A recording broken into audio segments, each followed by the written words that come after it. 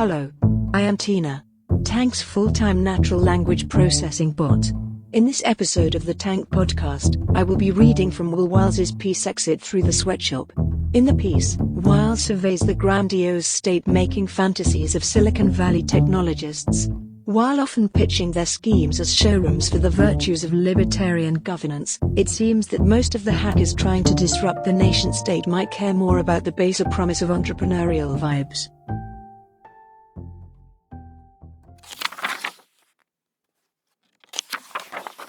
In Ian Banks' 1999 novel The Business, a shadowy global corporation seeks the ultimate status symbol, nation status. Bored with mere wealth and power, it wants into the UN, from which it has been unfairly excluded in favor of all sorts of dirt-poor, flag-waving riffraff. The anonymous company intends to buy out a Himalayan kingdom and operate it as a subsidiary, all on a sly, of course. But that was fiction, and 16 years ago. Today, some of the idea-mongers and venture capital slingers of the newest global corporations are openly speculating that it might be about time they enjoyed some of the benefits of independent nationhood. You may have seen the chart that circulated on Twitter, Tumblr and, of course, Facebook earlier this year, of the world's top 10 countries ranked by population. New at number 1, Facebook, with 1.39 billion active users, edging out China's 1.36 billion users, or citizens in old money. What happens when Facebook decides it wants to issue passports? Asked Forbes contributor Stephen Kotler in March 2014, back when the social network was only the world's third biggest country. This is no idle question. Kotler argued that nation-states stood on 4 pillars: money, guns, land and identity.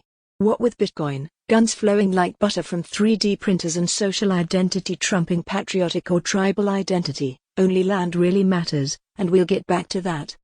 Google also fancies a little Googlestan or Google Sylvania somewhere, for science.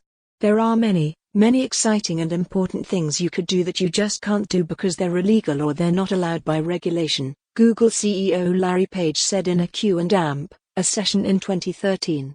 And that makes sense, we don't want our world to change too fast. But maybe we should set aside some small part of the world, like going to Burning Man, for example. Which I'm sure many of you have been to. Yeah, a few burners out there. That's an environment where people try out different things, but not everybody has to go. And I think that's a great thing, too. I think as technologists we should have some safe places where we can try out some new things and figure out, what is the effect on society? What's the effect on people? Without having to deploy it into the normal world. And people who like those kinds of things can go there and experience that. And we don't have mechanisms for that. A fun little place to crash through some boundaries, do some DNA sequencing and toy with a taboo or two, like Burning Man, or Jurassic Park. When it was discovered later in 2013 that Google was secretly building 2 big barges in San Francisco Bay, there was an eddy of excitement that this might be the kind of deregulated innovation space that Page had outlined. A floating, seawater-cooled data center, perhaps, ready to be towed into international waters, out of the reach of the NSA- or the IRS. The internet in a box, on a boat, for developing nations. An offshore laboratory. As it turned out, the barges were to be floating showrooms, interactive spaces where people can learn about new technology, and the secrecy that arose from their avoidance of filing the building permits that would have been necessary for a structure on land, may have only been intended to preserve secrecy itself. Google wasn't planning to do anything very exciting, it just didn't want to say what exactly it was doing. The tech giants don't want to get into the statehood game in order to make up a bunch of laws. That's exactly where the old nation-state went wrong, clogging up the system and stifling innovation with regulations. And while many of them are hungry to reform that system, some are looking for something else, a way out. The venture capitalist Tim Draper, for instance, proposes breaking California into 6 states, one of which would be Silicon Valley. The valley's political influence would thus be concentrated and it would have the clout in Washington Draper feels it deserves. Balaji Srinivasan goes further. Is the US the Microsoft of nations? The genomics startup founder and Stanford lecturer asked at Startup School, a talks series run by the venture capital seed fund Y Combinator, in 2013. Srinivasan did not, of course, mean that as a compliment. He intended to portray the United States as a creaking, shutdown-prone behemoth running on decrepit source code, the 230-year-old U.S. Constitution, which, somehow, we are all stuck using. Microsoft couldn't be reformed from inside, it was forced to reform by competition from outside, by people leaving to start tiny companies of their own, companies that would ultimately become new giants such as Google.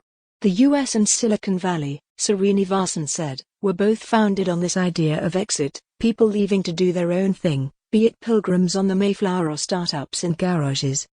Silicon Valley's success in disrupting the traditional technologies and institutions of the United States, everything from newspapers and movies to universities and laws, meant, Srinivasan said, that it was at risk of a regulatory backlash, in which the economic failures of the old system were pinned on new technology. Peaceful efforts at reform were one response to this, but would be strengthened by another parallel strategy, exit, to build an opt-in society, ultimately outside the US, run by technology. Silicon Valley's best and brightest could simply secede from the United States and start their own country, or countries. The old world will be forced to reform. And the best part, Srinivasan said, was, the people who think this is weird, the people who hate the frontier, the people who sneer at technology, they won't follow you out there. The new states will automatically be filled with go-getters.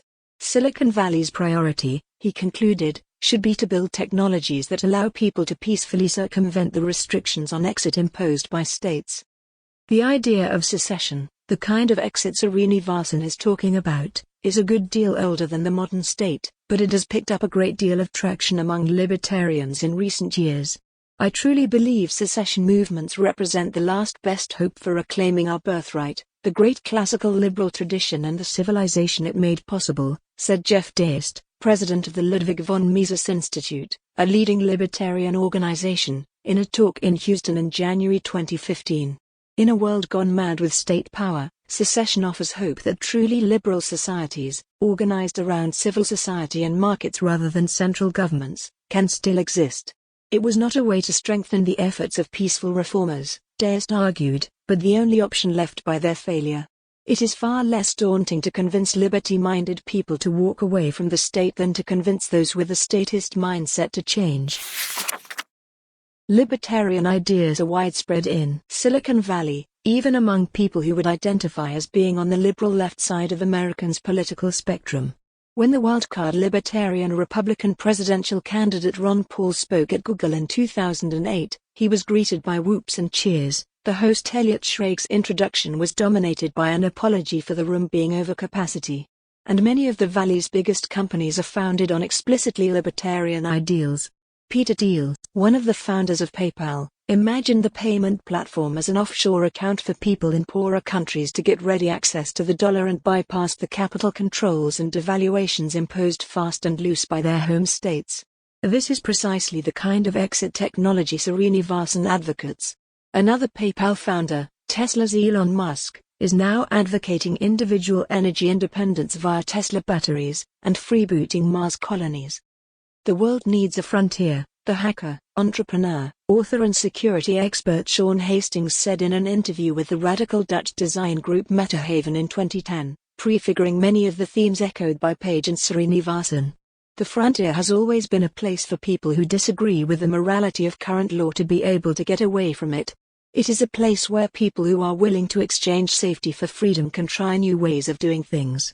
As long as such a place exists, it puts pressure on existing governments to allow more freedom to their people, or their best and brightest might leave for greener pastures.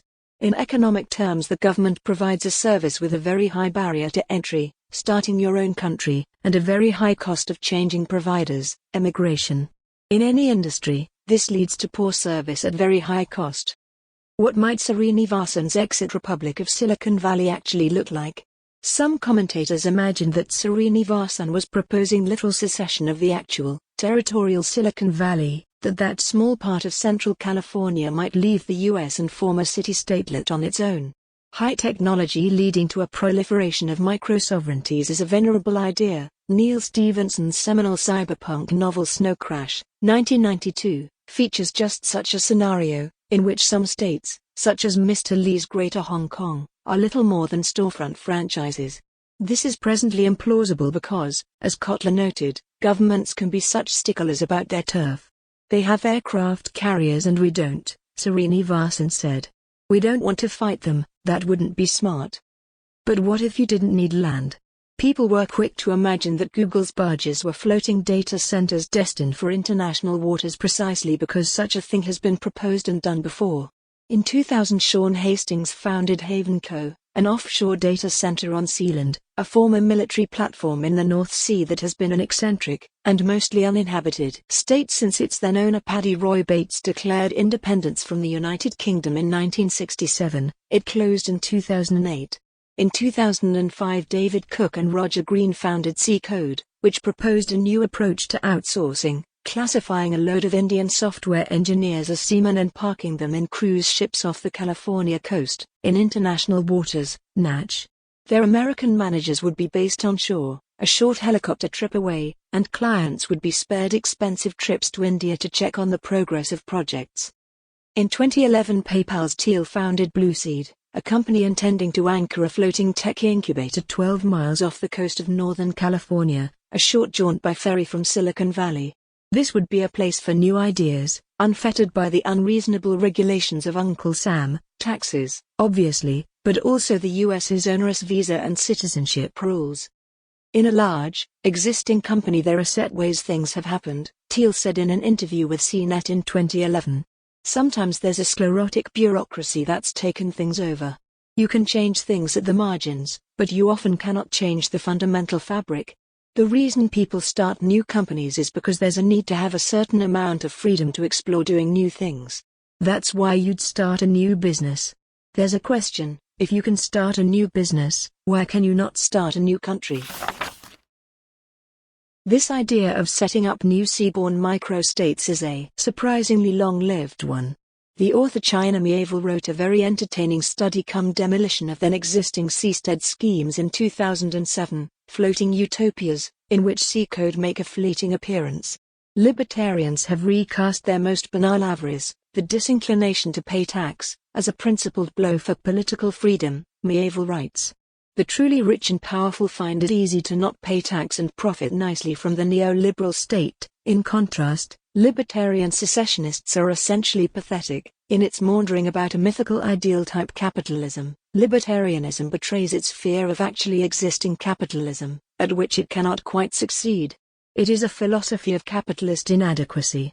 The seasteaders are a joke, Miéville concluded. The pitiful, incoherent and cowardly utopia they pine for is a spoilt child's autarky, an imperialism of outsourcing, a very petty fascism played as maritime farce, Pinochet of Penzance. This splendid essay is funny and scathing enough for the reader to imagine that perhaps seasteading was firmly scuppered in 2007. Nothing could be further from the truth. It was about to enjoy corporate sponsorship.